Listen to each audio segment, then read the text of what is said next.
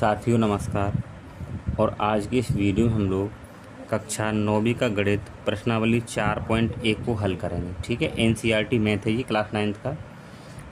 तो यहाँ पे जो पहला क्वेश्चन दे रखा है, ठीक है, लेकिन इससे पहले अगर हम चैप्टर के बारे में थोड़ा सा पढ़ें, ठीक है। तो देखिए, ये जो चैप्टर है ना, इसका नाम है दो चर वाले रैखिक समीकरण। ठीक, तो मैं पहले आपको थोड़ा सा इसके बारे में एक या 2 मिनट का इंट्रो बता देता हूँ ये क्या होता है। ठीक है, ठीक है। दो चर वाले रैखिक समीकरण, दो चर कैसे? देखिए, दो चर वाले रैखिक समीकरण का मतलब होता है, जैसे यहाँ पे मैं x प्लस वाई बराबर में कोई भी नंबर लिख दूँ। ठीक है, जैसे मान लो मैंने 2 लिख दिया, तो यहाँ पे दो चर आ रहे हैं। देखिए, एक x आ रहा है और एक y आ रहा है, बराबर में कोई भी नंबर हो सकता है। तो ये हमारे पास में क्या हो जाएगा? दो चर वाला रैखिक समीकरण। रैखिक क्यों कहते हैं? क्योंकि चर की अधिकतम घात 1 होनी चाहिए, इस पर कोई घात नहीं। इसका मतलब यहाँ भी 1 है और यहाँ भी 1 है, तो इसको बोलेंगे दो चर वाला रैखिक समीकरण। अब इसका जो व्यापक सूत्र जो होता है वो होता है ax plus B Y plus C बराबर 0। यानी इस तरीके का जो लिखा होगा उसको बोलेंगे हम दो चर वाले रैखिक समीकरण। उदाहरण के तौर पर जैसे मान लो यहाँ पर 2x प्लस 5y और प्लस सी की जगह 6 मान लो बराबर 0, तो ये हमारा क्या कहलाएगा? दो चर वाला रैखिक समीकरण कहलाएगा। ठीक है, अब हम क्वेश्चन को देखते हैं पहले। तो देखिए, यहाँ पे हमें क्वेश्चन दे रखा है कि एक नोटबुक की कीमत एक कलम की कीमत से दोगुनी है। इस कथन को निरूपित करने के लिए दो चर वाला रैखिक समीकरण हमें बनाना है, लेकिन हमें उसने संकेत दे रखा है, हमें क्या करना है।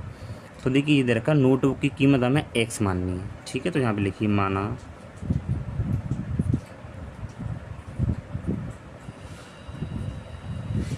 नोटबुक की कीमत बराबर क्या मान ली है? x रुपये मान ली है। ठीक है, फिर कह रहा है कलम की कीमत हमें y माननी है। कलम की कीमत बराबर y रुपये। ठीक है, ये मान लिया। अब देखिए वो क्या कह रहा है। अब हम करेंगे यहाँ पे प्रश्नानुसार, यानी प्रश्नानुसार, प्रश्न के अनुसार बनाएंगे हम। क्या बनेगा? तो देखिए, एक नोटबुक की कीमत एक कलम की कीमत से दोगुनी है। जो नोटबुक की जो कीमत है ना, ये यहाँ बराबर लगाइए, इन दोनों को पहले बराबर मान लिया हमने। ठीक है, एक नोटबुक की कीमत, तो नोटबुक की कीमत क्या है? x। कीमत कलम की कीमत से दोगुनी है, यानी कि ये नोटबुक की कीमत है ना, ये इस कलम की कीमत से पहले से ही दोगुनी है। तो हमें इस केस में इनको बराबर करना हो जाए, तो ये तो पहले से दोगुनी है, तो मैं इसमें 2 से गुणा करूँगा। अब ये दोनों बराबर माने जाएंगे। ठीक है, ऐसे बनाते हैं। अब हम क्या करें, इसको मैं अगर इधर ले आऊँ तो ये जाएगा x। अब ये बराबर के इधर प्लस का है तो इधर माइनस का हो जाएगा, तो 2y और बराबर में क्या हो जाएगा? 0। तो ये हमारे पास में दो चर वाला रैखिक समीकरण बन जाएगा। यही हमारा आंसर कहलाएगा। ठीक है, अब इसके बाद हम इससे आगे वाला प्रश्न देखते हैं क्या है।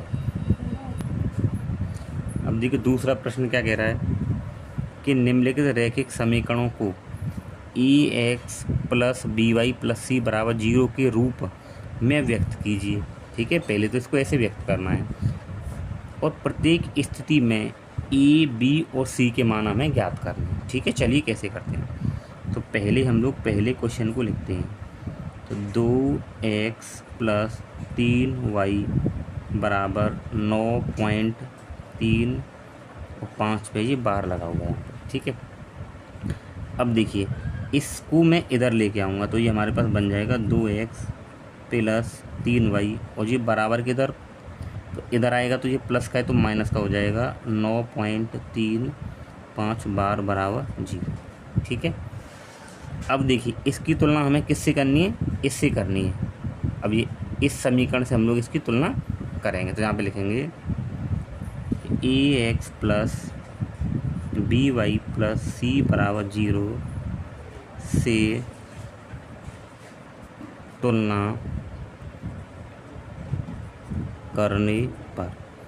अब इससे आप तुलना करें तो देखिए, ये x है, ये a है, तो a का जो ए का जो मान होगा ना वो इस एक्स के आगे जो भी नंबर होगा उसके बराबर होगा। तो ए का मान क्या हो जाएगा 2, तो ए बराबर हो जाएगा 2। बी का मान देखिए यहाँ वाई है, जहाँ वाई है तो बी का मान क्या कहलाएगा 3, तो बी बराबर क्या हो जाएगा 3। सी का मान देखें तो सी बराबर, सी का जो मान होगा ये जो संख्या देखना ना पूरी, ये सी का मान कहलाएगा।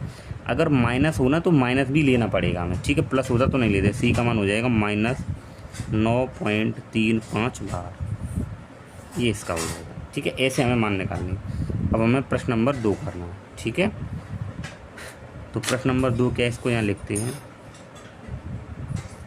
प्रश्न नंबर 2 है कि x - y/5 -10 बराबर 0, ठीक। अब देखो ये तो पहले से ही इधर है, यानी कि हमें बराबर 0 करना है। जब भी दो का समीकरण दिया जाएगा हमें ऐसा, ठीक है, जब भी हमें ऐसा रैखिक यानी दो चर वाला रैखिक समीकरण दिया जाएगा तो हमें उसको बराबर 0 कर लेता है। ये तो पहले से बराबर 0 है ही है, यानी इधर कोई अंक होता है उसको इधर ले आते। अब ये है, अब इसकी हमें तुलना किससे करनी है, इससे करनी है, ठीक है। यानी दो चर वाला जो रैखिक समीकरण है उसकी तुलना इससे करनी है, तो करा दी इसकी तुलना। तो ax plus by plus c बराबर 0 से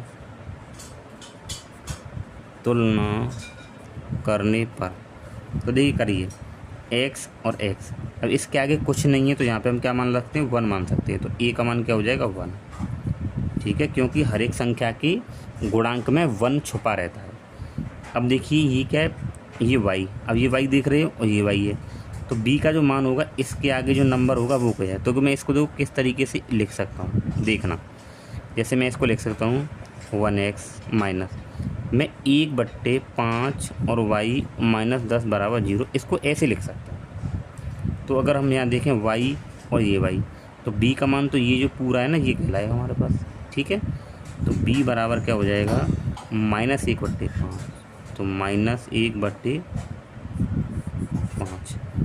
और c बराबर, तो c बराबर ये वाला नंबर, ठीक है ना। तो c बराबर हो जाएगा -10। तो इस दूसरे का ये उत्तर हो गया, ठीक है। इसके बाद में है हमारे पास में तीसरा क्वेश्चन, -2x + 3y बराबर 6। तीसरा कि -2x + 3y बराबर 6, ठीक है। तो देखिए बराबर क्या है 0, यानी कि इधर से सारे नंबर इधर लाने होंगे। तो ये बराबर वाला जो 6 है इधर आ जाएगा, तो -2x + 3y, तो ये इधर आएगा तो माइनस का हो जाएगा क्योंकि बराबर के इधर प्लस का है 0। अब इसकी तुलना हमें करनी है, तो तुलना किससे करते हैं, ax + by + c बराबर 0। तो यहाँ पे लिखिए तो ax + by + c बराबर 0 से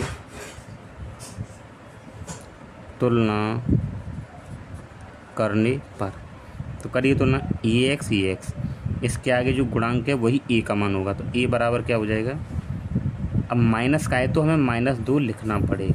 अगर प्लस होता तो प्लस नहीं लिखते, प्लस का चिन्ह नहीं लिखते हैं, तो -2 आ जाएगा। ये y, तो इसका जो मान किसके बराबर होगा 3, तो b बराबर क्या हो जाएगा 3। c बराबर क्या है -6, -6, ठीक है। तो ये तीसरा क्वेश्चन हो गया। अब हम लोग करेंगे इसका प्रश्न नंबर 4। तो इसका प्रश्न नंबर 4 दे रखा है x बराबर 3y, ठीक है। अब हम क्या करेंगे, इसको इधर लेके आएंगे। तो x इधर प्लस का है तो इधर माइनस का 3y, ठीक है, और बराबर में क्या हो जाएगा 0। अब देखिए जब मैं इसकी तुलना करूं तो इसकी तुलना किससे करनी जाएगी, हमें इसकी तुलना करेंगे हम लोग ax + by + c बराबर 0 से तुलना करने पर। अब देखिए ax वाला पद तो ये हो गया, y वाला ये, लेकिन c वाला पद नहीं है। तो हम क्या करेंगे कि ax - 3y और प्लस यहाँ पे क्या मान लो 0 मान लेंगे और बराबर 0। भाई 0 को जोड़ेंगे तो कोई फ़र्क नहीं पड़ेगा, ठीक है। तो हमने इसको इसके जैसा बना दिया। अब देखिए x, अब इसके गुणा में कोई नंबर नहीं है तो गुणा में 1 होता है, तो a का मान क्या हो जाएगा 1, ए बराबर हो जाएगा 1। बी का देखें देखिए y तो बी बराबर यहाँ पे क्या है 3, लेकिन माइनस का है तो बी बराबर -3। सी की बात करें तो सी बराबर क्या है 0, तो सी बराबर 0। ठीक है, इसका ये चौथा क्वेश्चन हो गया। अब हम 5वां प्रश्न देखते हैं इसका, यानी इसी का 5वां भाग। देखिए अब इसके बाद में इसका 5वां ये वाला क्वेश्चन, ठीक है, ये दे रखा है तो ये 2x इसको इधर ले आएंगे तो ये हो जाएगा माइनस का है तो इधर 5y, ठीक है ना, और बराबर 0। अब यहाँ पे देखो x वाला पद है, y वाला है, पर c वाला नहीं है, मतलब यहाँ पे मैं क्या मान लूँगा +0। ठीक, अब इसकी तुलना करनी है ax plus by plus c बराबर 0 से तुलना करने पर। तो तुलना करेंगे देखिए x तो e का मान क्या हो जाएगा 2, e बराबर 2, y ठीक है ना, तो y का कि 5 है और यहाँ b है तो b बराबर क्या हो जाएगा 5। ठीक है, c बराबर क्या हो जाएगा 0, c बराबर 0। ठीक है, अब इसके बाद देखेंगे प्रश्न नंबर 6। तो प्रश्न नंबर 6 देखिए कि 3x + 2। अब यहाँ पे बीच में y वाला पद नहीं है तो मैं इसको क्या लिख सकता हूँ कि 3x प्लस 0y लिख सकते हैं और +2 ये है ये बराबर 0। ठीक है ना, तो हम तुलना किससे करेंगे ax plus by plus c बराबर 0 से तुलना करने पर। देखिए x वाला पद था, c वाला था, लेकिन 0 मतलब y वाला नहीं था, तो y वाला बनाने के लिए हम 0y मान लेंगे, क्योंकि 0 का गुणा y से करेंगे 0 तो कोई फ़र्क नहीं पड़ेगा इस पर।